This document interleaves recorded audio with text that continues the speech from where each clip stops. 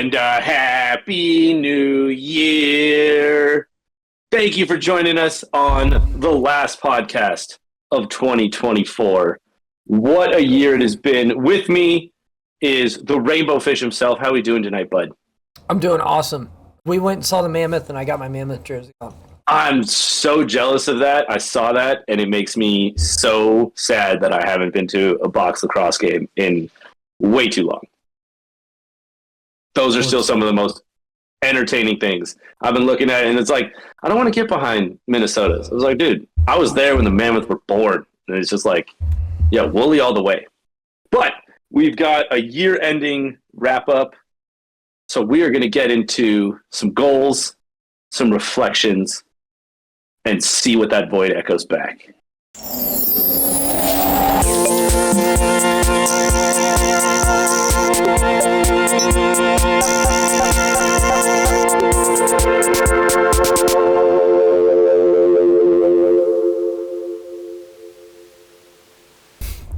So I think a little beautiful starting point is we're entering the new year, but we're also ending Christmas. So I wanted to give you an update on the gifting situation. Okay. How'd it go? So it went totally fine. There was no mishaps. Unfortunately, I mean, I don't know if it's fortunate or unfortunate. There wasn't an instance where I needed to confront anyone. I think, again, the biggest cop-out, the easiest thing is in, previous years where these situations presented themselves, it was like, hey, I don't want things, blah, blah, whatever. Now I get the perfect excuse of, I don't need anything, please get stuff for Atlas. And it's really hard to mess up gifts. So Christmas, Atlas got a bunch of gifts.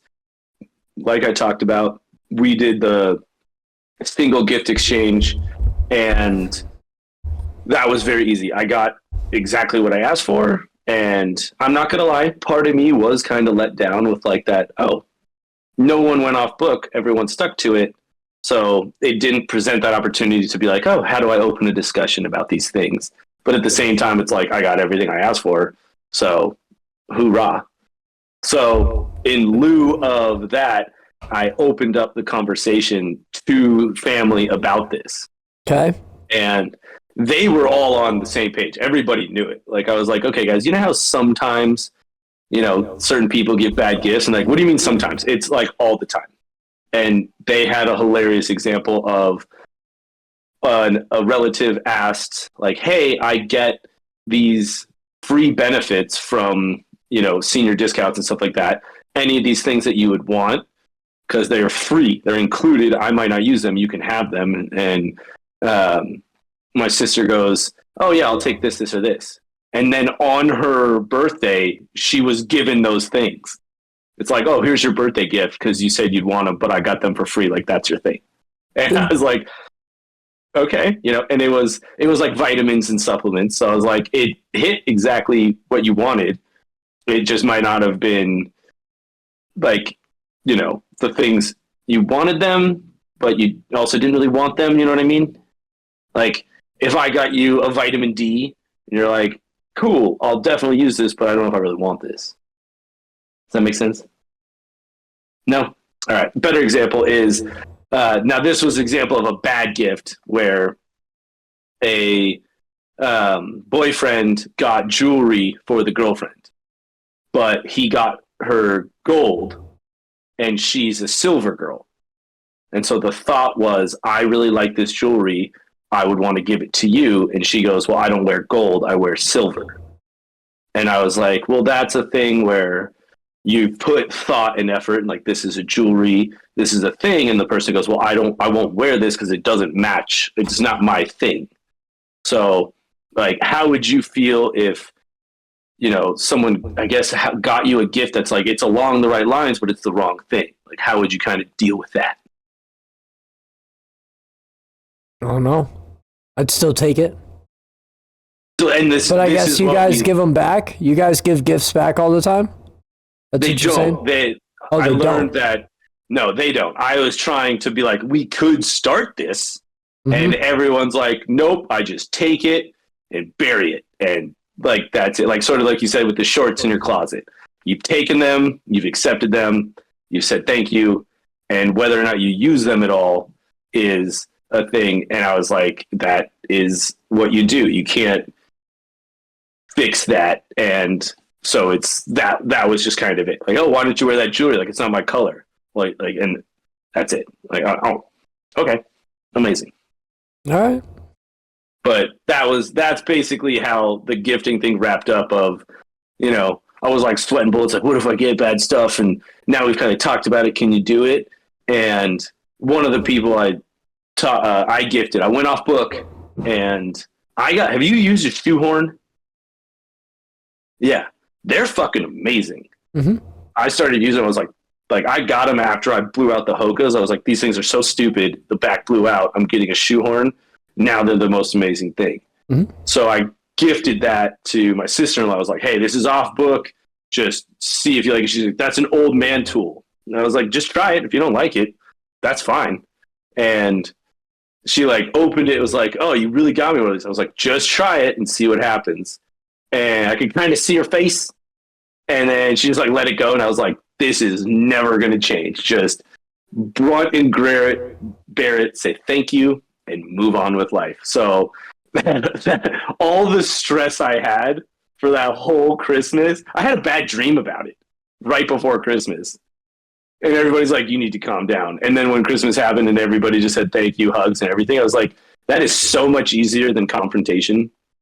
So definitely should have just listened to you on that of shut the fuck up, say thank you, and move on with life. So it's definitely another point for you on it. I didn't know we were keeping score, but I guess thanks. Where's the chalkboard? Yeah. Where's that chalkboard? Yeah. It's one of those things where I just like, it just kind of shows that your perception of the world, of like things I find important or things that, I mean, introverts or awkward situations that happen in life are so fucking irrelevant. I stressed about this from the episode till Christmas. And by the end of Christmas, I was like, that was so much time and energy for absolutely fucking nothing. You can force confrontation to try and make things better. And sometimes if you do it, it can help. Other times you're the only one fixating on something that no one else gives a fucking second thought to. So I concur. On the note of second thoughts, what do you have any of New Year's goals? Are you starting New Year, New Me? No. No. Same game plan, same thing we've been running with from the past couple of years. I don't know. We talked about this before. I don't really make New Year's resolutions. I got to make them on my birthday. I like that a little bit more, but I don't. Nah, we stay on the train, baby. And that's something that I think when we talked about it, I'm a huge advocate now of the birthday thing. Like, you start your new year when you start a new year. Mm-hmm. But using New Year's Eve as an excuse to reinvent or take all these big new steps, I want your opinion on this, because I'm someone who sometimes needs those goals and that end line of like, yo, sober October. You're starting October. Like, there's your end line, there's your start line. Mm-hmm. But you need to be someone that's like, no, dude, the train's going to keep rolling. I'm going to keep progressing like that. So where's your process of developing when's the last time you had a new goal that you were like, I'm going to start this and I'm going to start this blank? Or is it like cold turkey right here, right now? I got this idea. I'm going with it. The newest one I think we talked about back in, I don't know, whenever we talked about our goal setting episode, is that Half-Ironman. And I've just been, a lot of it's been easing into it, is making sure I'm doing my training and staying consistent with it and building on things and getting better and getting faster and getting my foundational stuff done, and really just focusing on, easing into it and slowly building it up. Because I know if I told myself, hey, tomorrow the game starts, and I do it as high as I possibly can in the aspect of like my end goal, I'm never going to be there. I'm going to crash after like 3 minutes. So I have to build up to that total time frame, and it's all been building up to that. So like right now I'm at measurably one of the fittest states of my life, which is awesome. Nice. Leading Congrats, into this. buddy. Thanks, man. So that's like really kind of been the goal of like, how do I get to that state of what's that? And then now from here, how do I craft this into a beast that's untamable? Okay. So the goal episode was the end of July. So that was 5 months ago. Ooh, was it that long ago?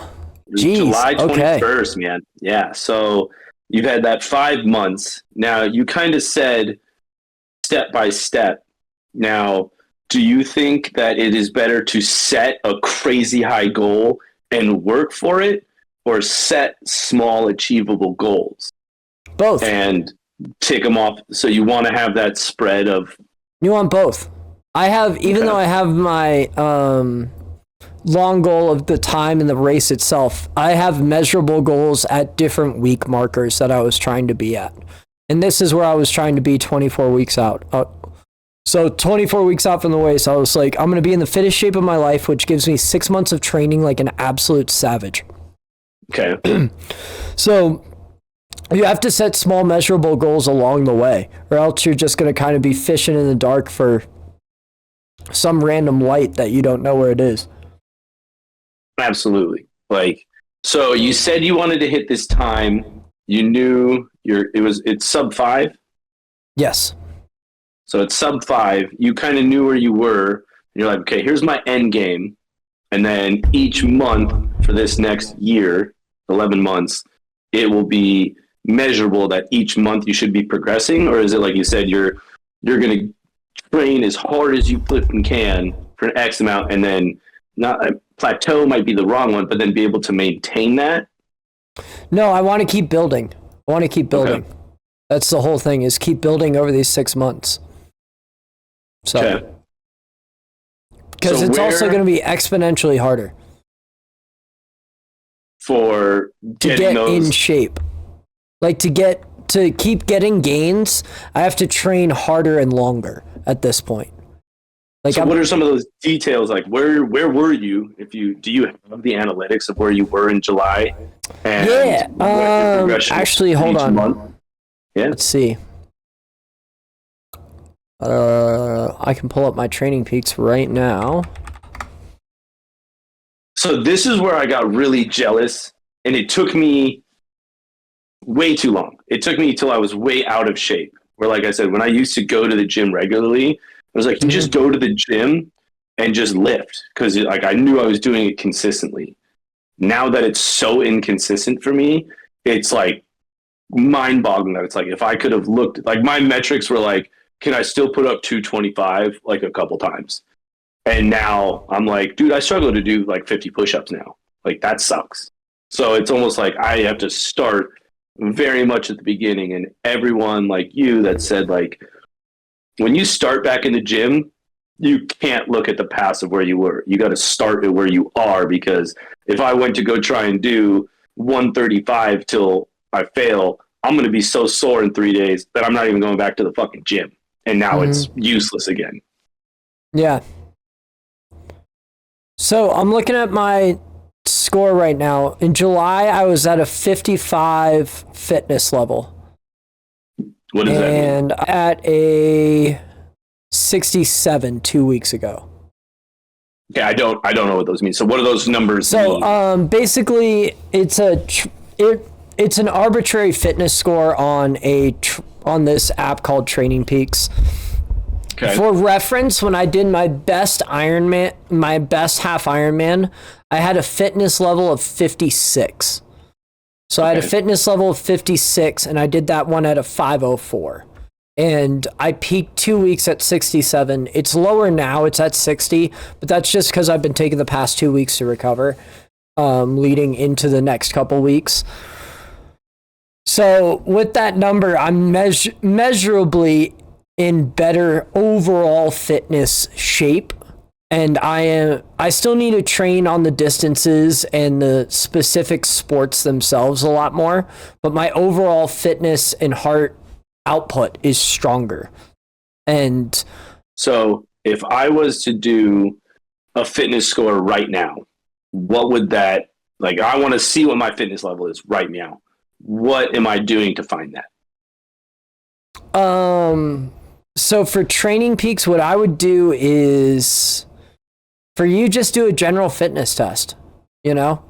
So like the beat test and push-ups and sit-ups and jumping jacks, like. Yeah, and it's hard to use your specific measurement on Training Peaks because Training Peaks is a lot more designed for, no offense, people that are working out at higher levels. Because it's more designed for that, but I respect that. Yeah. People that are tracking stuff 7 days a week, because it uses your 90-day measurements to put these numbers together. So okay. I would say if you had to measure your fitness score, and I'm guessing based on our conversations, you'd probably be at like a 19 or 20. Big. And for perspective, professional triathletes are at like 140. So it gets exponentially bigger and faster.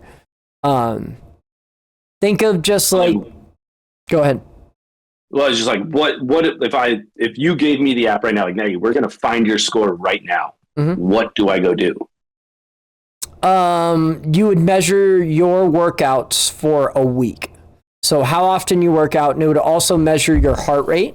So the amount of physical exertion. If you have different measuring tools like wattage, or if you're using different apparatuses like swimming, it puts all those different calculations into the machine and puts out a stress and fatigue score on your body based on your measurements of what you're doing. My score would be so fucking low. That's why I'm trying to give you like perspective. I think you would get like a 20. Yeah. Because it's like, so for work, I walk a lot. I'm hitting my 10,000 steps a day. I'm usually averaging like 20, 30 levels of stairs.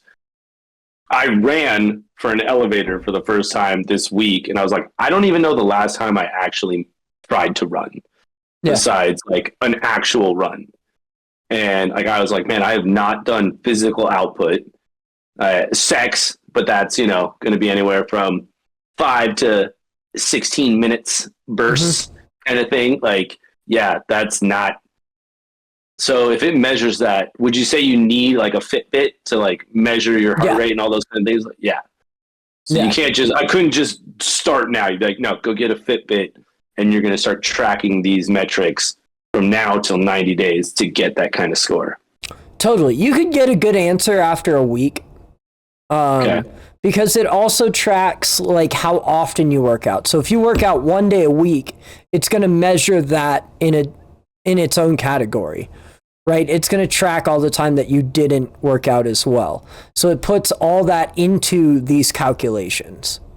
And interesting. Also the workouts track the different fatigues based on different events as well. So like swimming, I obviously get drastically more fatigued than like biking, Interesting. So, yeah.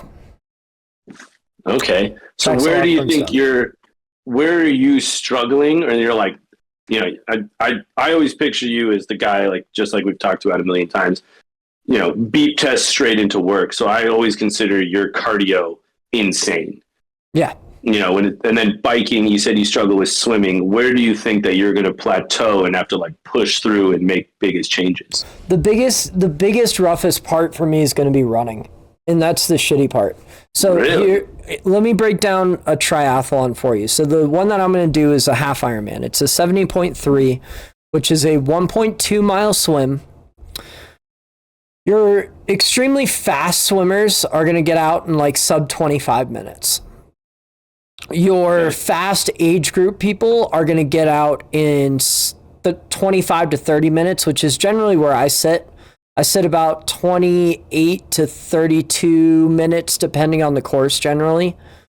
So the hard part... Do you consider yourself a strong swimmer? Extremely strong for triathlon. That's right. You did the water polo, so you are you're underwater the fish, hockey. Man. Yeah. Underwater hockey. But yes, for triathletes, I'm a very strong swimmer. And the other thing is for me to put in the amount of work to get exponentially faster isn't worth it. Because now if you hear that time, right? I'm telling you, the fast people get out in sub 25 minutes, and I'm getting out in 28 minutes. And I want to do a sub 5 hour difference. Yeah, so I want to do a sub 5 hour race. Does that sound like a place that I really need to put too much effort into? Right. Not much, right? Like, so timeline wise, I'm doing 2 swims a week right now. I'm doing one at 1,500 meters and 2,000 meters. Those are going to be built up to ultimately 2,000 meters for the short workout and 4,000 meters for the long workout. But that's going to be about the extent of swimming. I need to become a stronger cyclist.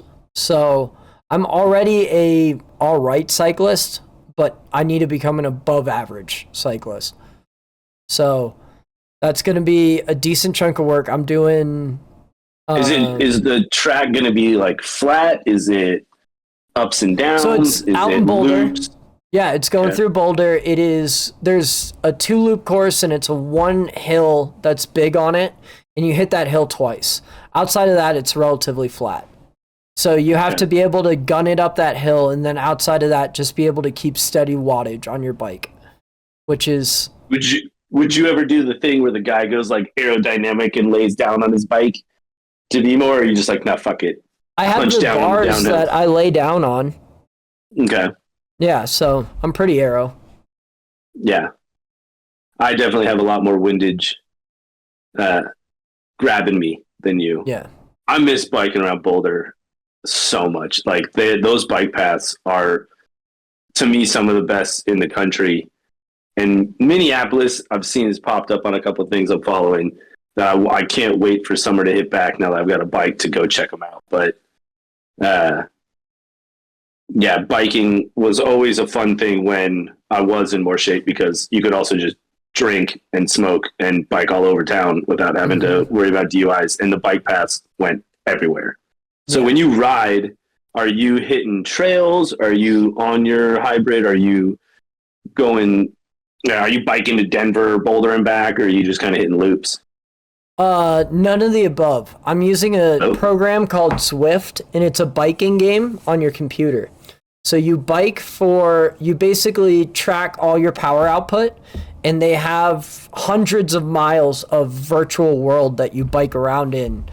And you can bike up mountains, you can go in France, you can go in Japanese islands, you can go on volcanoes, Yeti, anything and everything. They got it all. And then it just, so it's one of those machines where your bike's on it and it'll shift gears to kind of make it. Oh, okay, I have to shift, but it measures my power output, and that translates to my character on the screen. And he's got fun bikes and jerseys and stuff that you can earn. If anybody wants to add me on there and you're watching Zwift, I am a stoned cyclist. Will you consume weed for your Half-Ironman? I'm going to probably stop as it gets drastically closer, but not for a while. Oh, okay. Because I was wondering if that is one of those, because I always remember I could smoke and I'd smoke or drink and then biking was fucking nothing. But I was always doing 8 miles to bike down to Pearl and back. And so it's like, it's not about physical exertion. It's like, I smoke so much I can't feel my legs right now. I'll see you in 30 minutes, bud. So I was actually curious if you were going to take edibles as that kind of thing. You're doing it, body test, you're going to be sober from a certain point up until the race. Probably about 2 weeks out, I'll stop everything. That's probably about. Do you think it would be an enhancement, or do you think it'd be a hindrance? I think it would definitely slow me down. That's for sure, because it decreases testosterone, so you need the testosterone. Interesting. Yeah. Because we've hung out enough that I know when you're super big, you'd be like, I mean, what were you taking? 50 milligrams, just being like, I'm just gonna bike and go, and that to me is insane. But okay, so I mean, again, that's kind of how it is. We're not doing the enhanced games yet. Not yet. When that time comes. No. Yeah. I would Yeah, train for that. so then, I think that would be motivation for me. Yeah, and then I gotta train, and then the biggest thing for me is if I can shave a real 10 minutes off my run, that's gonna be the game changer. I can shave probably 5 minutes off my bike, 10 minutes if I'm lucky. But I need to shave down the run, and I'm trying to convince Lance to run a half marathon with me, which is on the course in April. He's not doing it, so kind of nudge him and be like, "Hey, bud, get out there and get it." I mean, if it's him, dude, the ultras he does, so that was actually another question. So I would even be curious if his timing's not on, because we looked into some studies of people that monitor their like body cycles. Mm-hmm. Like, and certain like peak athletes are like, oh, this is going to be at like, a valley of my natural body's rhythm. So I'm not going to compete in this thing versus competing, let's say, weeks later in another one where my body's back peaking. Is it something like that where you would measure, or are you just like, no, that's the date, I'm doing it? That's way too in depth for me. I'm not trying to min-max that much. No. You can get in pretty damn good shape just out of general fitness. Right. Yeah. People that are doing that are probably at the highest, most elite levels of whatever they're doing. Okay. And I mean, you would have to be if you're measuring down to that much stuff of like, oh, I know that at this part of the month I don't sleep well enough.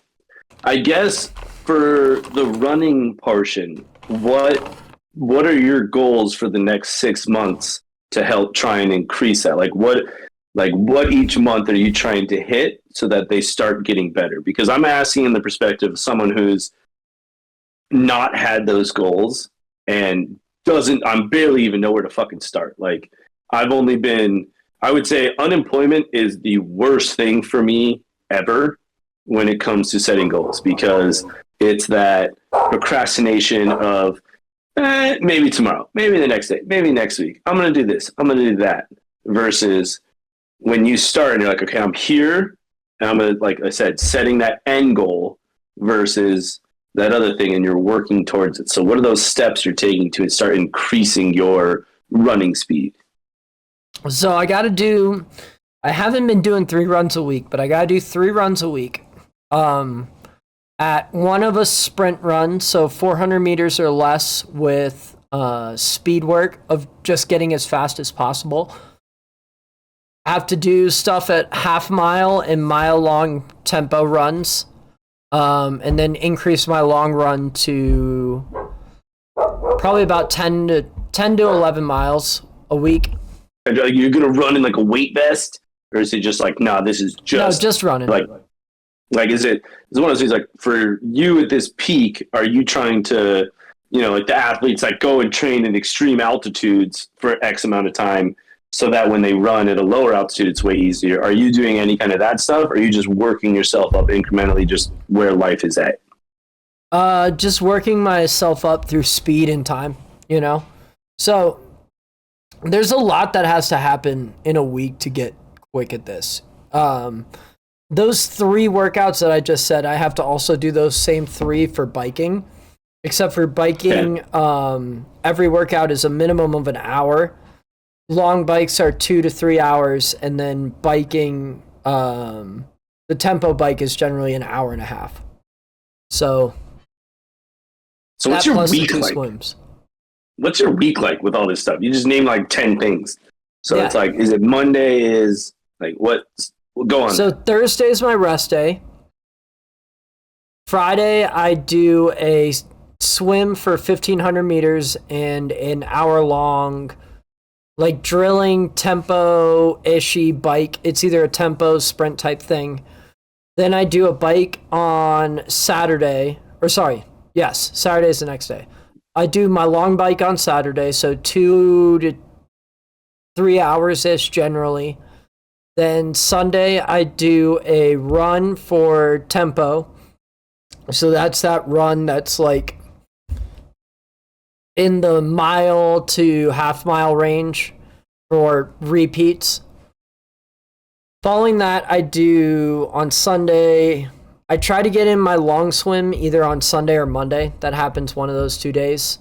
And then I also have my upper body strength stuff that I do that night. Monday I swim, or if I didn't swim on Sunday. And then I also do a bike in that evening. Tuesday I lift and run, and then on Thursday I do a long run. Or, and you're throwing Muay Thai in this as well? Sorry? Muay Thai is in this as well? No, not at the moment. Oh, okay. So you kind of, I was like, fuck, man, you're spending like 3 hours at the gym or working out a day. But again, that's kind of what it takes to run these marathons and things. Yeah. So, and then the goal is just building them up and building up tempos. Because the biggest thing at this point now is just doing the same thing over and over and over. And that's where you're going to start to really build a specialized fitness in those areas. So what's the mentality like on this? Because like, just objectively, it seems like just the Sisyphus of fucking running, like working out, where like do it over and over again. And you're just trying to get, and again, this is probably why I have way too high of a BMI, where I'm like, you know, it's that just do it again. But I'm also at the point where I don't have that endorphin dopamine feedback of doing it. Where like when I do this, it's good. Versus like if you see it, like, is there any negative when you hit it? Like if you go on a run and you are like, all right, this week I should be at, I don't know, like 1,500 meters, you should be at 28 minutes, and you get like 35 minutes. Are you just like, fuck, that sucks? And is it any kind of detriment, or are you just like, nope, next time I hit it, I'm going to try and hit my 28 minutes? When I was, okay, so this is like kind of the cool thing about it is I've developed the mentality of go again. That's just the mentality is if it doesn't work, we go again. If it works, we go again. We go again, no matter what. That's always the thing is keep grinding, keep going. And I've learned that over time that when I was younger, I used to get really frustrated when I didn't make numbers and workouts didn't go my way and X, Y, and Z. But as I've gotten older, I've realized that the power comes in the consistency, not the workout themselves. You can have good days, you can have bad days, but as long as you're showing up every day and you're going over and over and over and over, you're never going to lose it, and you're always building on your foundation. So when I was younger, I used to get very frustrated. As I've gotten older, I've been like, I'm probably just tired. I'm probably like, did I give it the effort that it deserved? Yeah, all right, cool. Then my body's just pooped. My body's... So could you say it's almost new workout, new me? No. I tried. It's got to, it's New Year's. We got to go for it. Yeah. But no. So, yeah, that's how I'm going to be. That's what I do. And that's kind of my thought process behind it is go again, because I actually saw this guy in the shower the other day and he was about to go jump in the pool. And I was like, sir, if you don't mind me asking, how old are you? He goes, I'm 74. And he was like my exact frame, my exact build. And I was like, okay, how do I look like you? He looked like an athletic 74-year-old. You know, not like jacked, but a swimmer. What a 74-year-old swimmer would look like. And I'm like, how do I look like you? And he goes, honestly, just keep doing it, man. Show up every day. Right. Keep going. I was like, all right, I'll take it. Sounds good to me. And absolutely. Yeah. And I think that is one of the biggest things that changed in my life, if we want to turn the scope a bit, was, I mean, for the first 3-4 months of this podcast, I was in the most random employment and unemployment. So I never had any kind of schedule. And now that I've got one, the things that have started changing so minutely, of setting crazy goals of doing stuff, sounded great. And, you know, when we bet that I could run 5K every day for a month, and I made it 9 days, and then got sick, and then I think I ran like once after that. It's like, bro, to just keep doing it incrementally is so critical. I'm also going to say the zero shoes have partially ruined my life because they've showed how fucked everything was. So I went from Hoka's to some Asics, and they have a big drop. And when I went to the zero shoes for 2 weeks, I started noticing a lot of changes. Like my bone structure changed. I started getting weird pains. They started righting themselves. Then fucking Minnesota got hit with sub-zero temperatures, and I couldn't wear them anymore. And I had to switch to boots.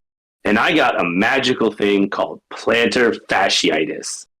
And I am fucking pissed because I'm like, I know how to fix this, but right now cannot because I have to wear boots and all this other shit. And I literally look at the zeros every day and I go, I want to wear this fucking shoe. And then there's 4 inches of snow or there's a solution, sleeting. Man. Just order zero boots. They have them. Okay. I mean, the other thing is that it's like, dude, I have some really good boots. Like I took these boots to fucking Norway and they're amazing hiking boots.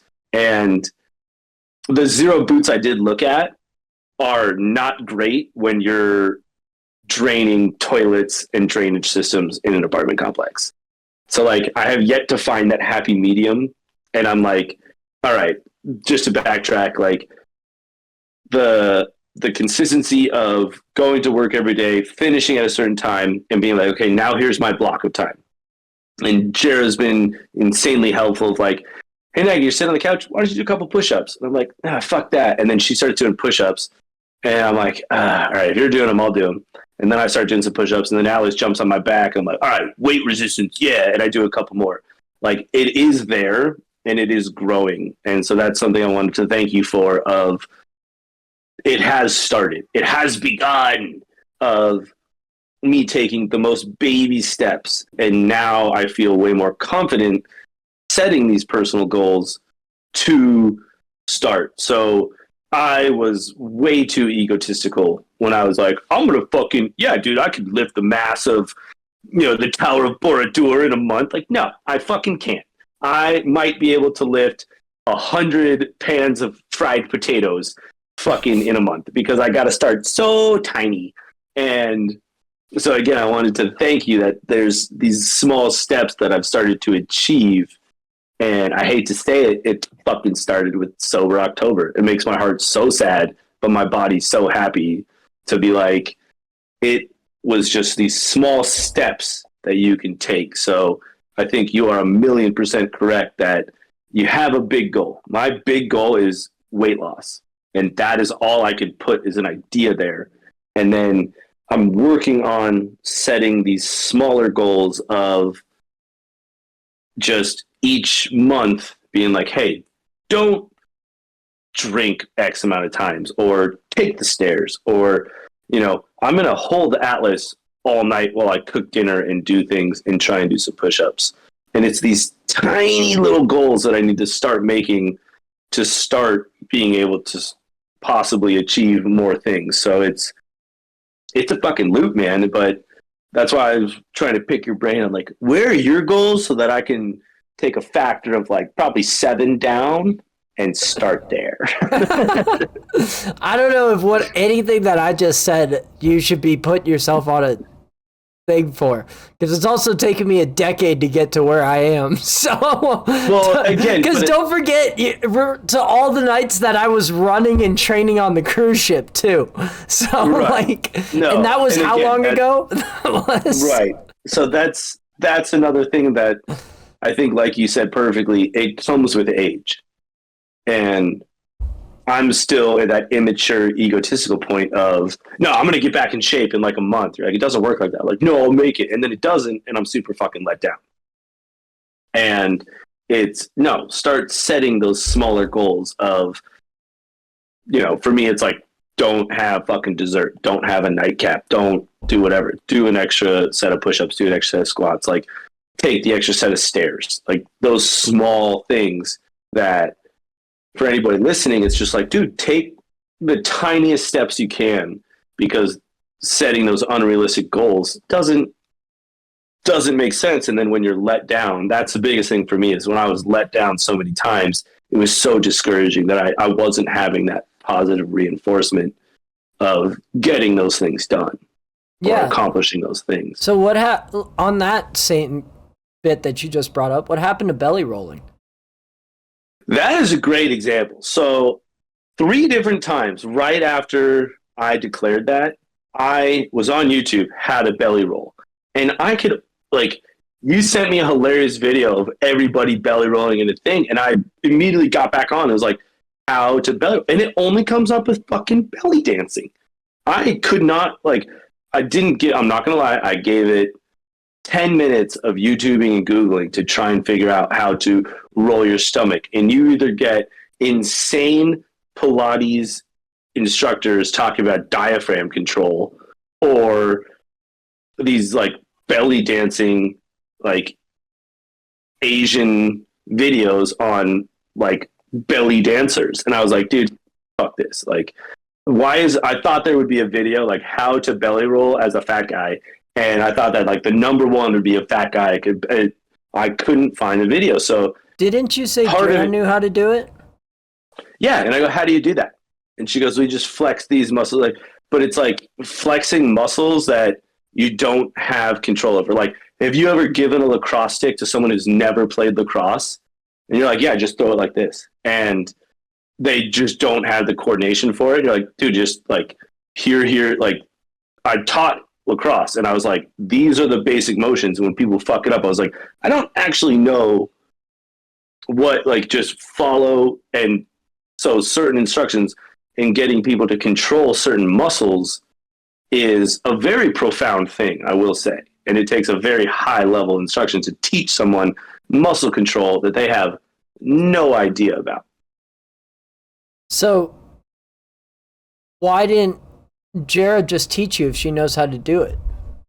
Or did you not practice? What's the difference? What happened here? Those are 2 different things. So one is Jara and I have learned that we cannot instruct each other. I have tried to instruct Jara on how to throw a lacrosse like stick, and we would bring them to the beaches, and she got very good. But the more I tried to teach her, the worse it got. It's almost like teaching your significant other is very hard, versus if you had stepped in, he would get it, snap of the wrist, it's fucking there. So it's almost like you can't really teach your significant other, because it's like you know way too much about them, but also you don't know enough about them, that teaching a significant other is a very like esoteric skill set.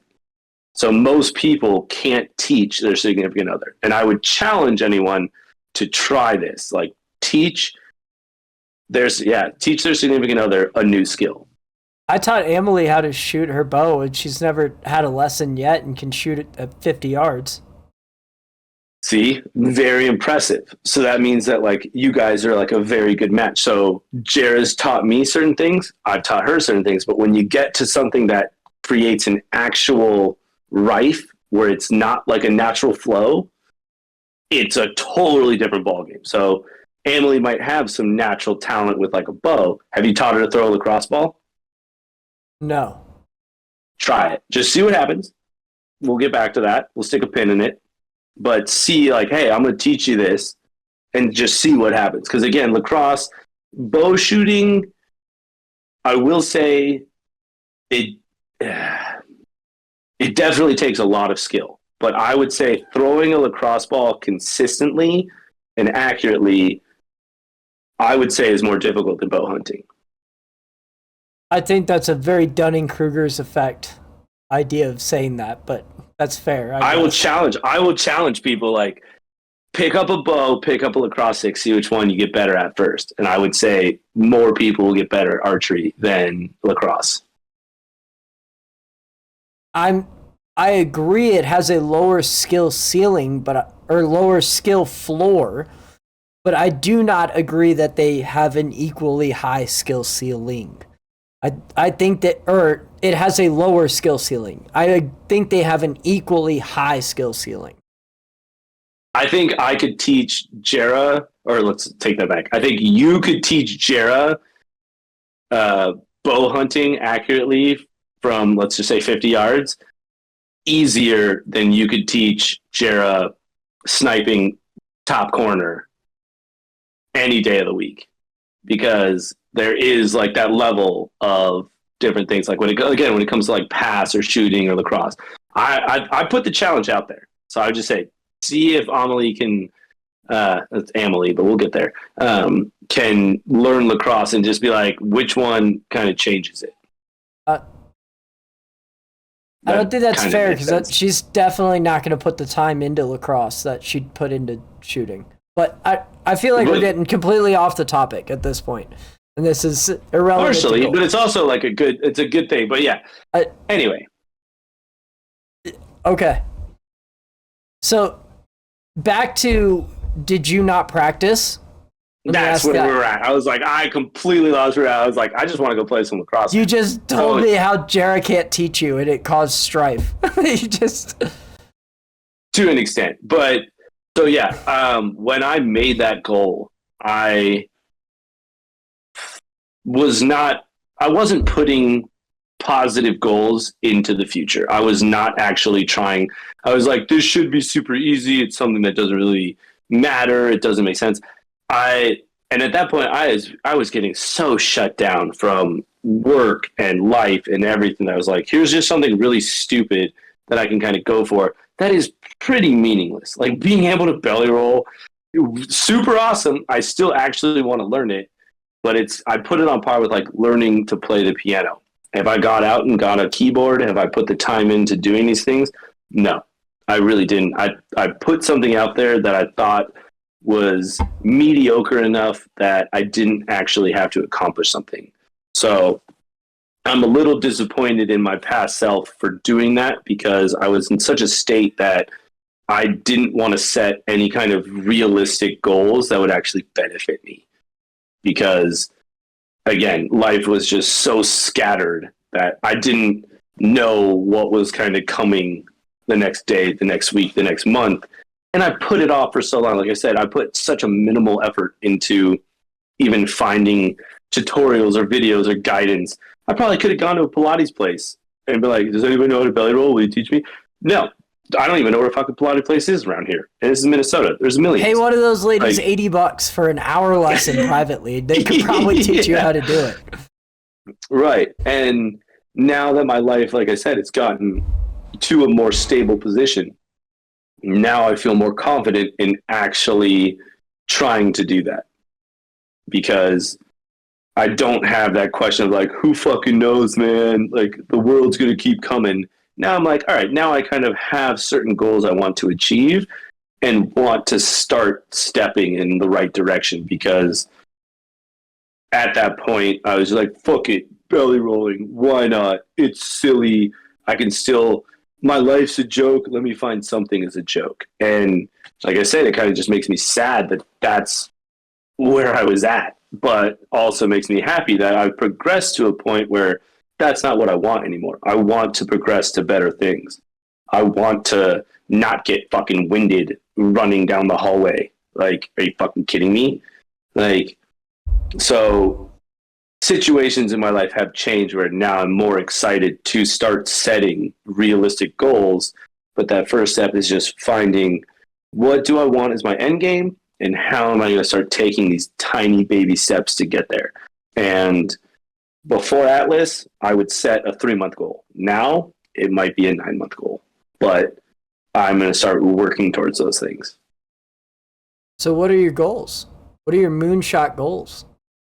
The moonshot is definitely getting back into physical shape. I miss physical dominance. I really do.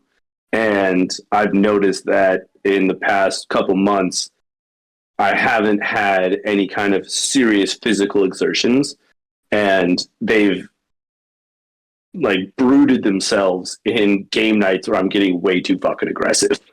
Like, I want to play again. I'm going way too hard. I'm getting too aggressive. And I'm like, oh, this is a self-reflection that I don't have the kind of exertions and challenges in my life that I'm not investing so much in such a menial thing. So my goals are going to be getting back into physical shape and physical strength, because Atlas is now, we got him a strider, super fucking psyched, because once he figures out how to start motioning on that, now he's not at a walking speed for me. Now I can start jogging. Like, nice. Now my physical exertion will start growing. So there's these little steps that I'm going towards of getting towards it. So it's been fucking cold as shit. They just flooded the ice rink. I've got my ice skates. I cannot wait to get out there and skate. Like, just small goals of like, I'm going to go and see how many laps I can do. I'm going to start doing fucking, back and forth to see how much I get burned out. But if I could start doing these things, just these baby steps of, like we've talked about before, just 10, 20 minutes at a time, that's enough. I can't go to the gym anymore and put in an 80-minute session. It is not in my wheelhouse. I am outside of that shape. Now I'm going to start working towards those small things. But baby steps, baby. Baby steps. I think you have the right motivation and right mentality. I'm going to challenge you to put an actual goal on the wall. And it can be irrelevant. That is going to be harder, yeah. It can be, hey, just pass the iFly test again. Put something on the wall, because if you just say physical shape, that is the most generic answer on anything. Yeah. Pick something. Say run a 5K, bench 225. I don't care. The number's irrelevant, but I'm going to challenge you to put something on the wall, because I think you have all the right stuff, and I'm proud of you for looking back on that and even having self-reflection. That's awesome. I love it. It's the mind palace you've taught me. Exactly. So, like, I think your missing link, which you're always afraid of, is putting something on the wall. Yeah. So why don't you put it here into the void, where you put your belly rolling, what your challenge is going to be. Maybe try to pass the iFly test again. Yeah. I think you could do it. Yeah. I mean, the other kicker is that there's certain times where if I was like, okay, I'm going to go, like, if I challenge myself, like, I'm going to go fucking run a 5K tomorrow, I could push myself and I could fucking do it. But it's that, like, okay, I ran the 5K on Saturday. Now I need a week to recover. That's bullshit. To be able to get the consistency with it. And it's put a time on it. Put a time on the, because you're not going to run a 24-minute 5K, period. I can tell you that, Nagy. You're not going to do that. I don't think so. You have to do the 8-minute miles. Hold on, no, back to the baby steps. You have to do the baby steps to get to that goal. So pick something. Just put it on the wall. It can be small. Put a timed 5K. Put it a 10K, a half marathon. 2,000 push-ups in one session. I don't know. Pick something. But let's put it into the universe, because I think you have all the ingredients. You just need to start stirring the soup and know when, for how long to cook it for. That's what you're missing. You have everything in front of you. Babyest steps that I want to get back into, realistically, is 25 push-ups a day. It used to be 100. Now it's going to start at 25 and start going up. So we're going to start with that. It's because I want to put 225 back up. That's just the best bar. So 225, there's your goal. There it is. Now, time frame. Irrelevant. Irrelevant? Okay. So just start working on, that's what I'm saying. It's like, if I say 225, and so for me, it's like, do I put an end date? Like, when you run your marathon, I'm going to put up 225. Do it if you want, but from what I know from you, that's what overwhelms you and breaks you down. Yeah. So that's what I'm saying is the end goal is 225. You can't put up 225 right now. That's going to crash under you. You could probably do 165, 185, maybe somewhere in that range.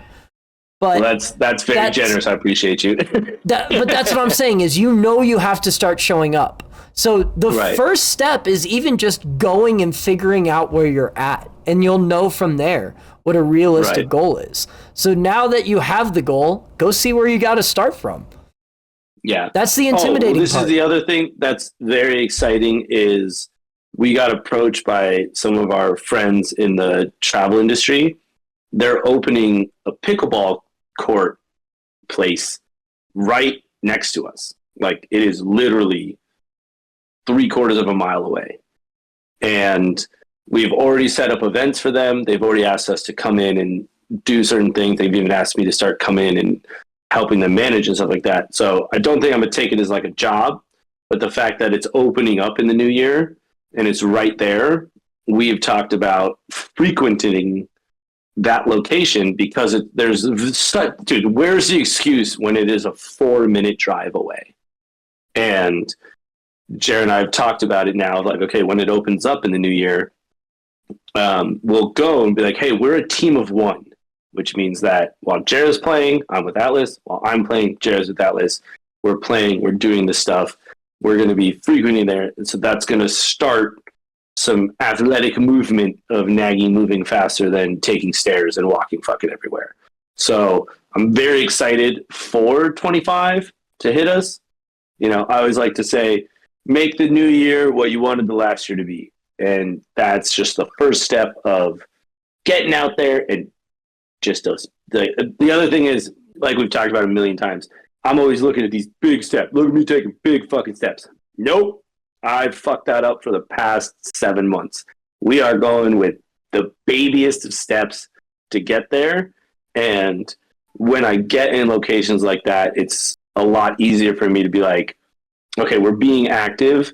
Let me just crank out 10 push-ups while I'm sitting here. Let me do those things. Like I said, I'm one of those people that when it comes to working out, I want a certain mindset, but it's just changing those tiny steps at a time to make that progression at least fucking start. I've started drinking less, and I've started taking the stairs more, and it's already paid off. I was like, oh shit, this cupcake's getting a little smaller here. Here we go. Love handles are more like love grass. Here we go. And that to me was a big motivation that I saw. And that took 3 weeks. Now it's just keeping that momentum going of, like, again, momentum is a very generous term of just moving. Well, you have your challenge of 25 push-ups a day. So next time we record, you've done 25 push-ups every day, theoretically, right? I like it. That's what I'm saying. Next time we do it. And also, Mike Tyson says discipline is doing stuff that you hate and making it look like you love it. Right. So not hard. I'm excited. I'm going to make this happen. Okay. So next time we sit down, you'll have done 25 push-ups every day. I'm excited to do that. How are you going to hold yourself accountable? Again, it's 25 pushes. That should take me like 40 seconds. Yeah, but I'm asking, are you going to do them first thing in the morning? Are you going to do them at night before you go to bed? Are you going to do 5 here, 5 there, 5? What's your game plan? Usually I'm a proponent of night, but there's a lot of times in the morning. Like I said, my morning routine, that's my morning time. Okay. And waking up and even just doing 10. And I even started, so when I get to work, we have like the morning meeting. And instead of sitting down having my coffee, I started just the most basic menial fucking stretching, because plantar fasciitis is the stupidest fucking thing. And it's literally from tight calves and nothing. And it's from inactivity. Yes. And I was like, that was the biggest thing where I was like, all right, my life's consistent now, but this is also fucking stupid. So I started being like, okay, instead of sitting down and listening to these guys talk for 40 minutes, I'm just going to sit here and stretch a little bit. And it started going away. I was like, oh my God. Like, and it's like, dude, I can't even touch my fucking toes right now. Like, that's so embarrassing. Like, what are you doing? Like, are you like itching your knees? Like, no, I'm stretching. Like, fuck you. Like, that's embarrassing to me. And so it's just like those small things, but like, yeah, that morning routine of when I hit brew on the espresso maker, do 10 push-ups while it's fucking pouring.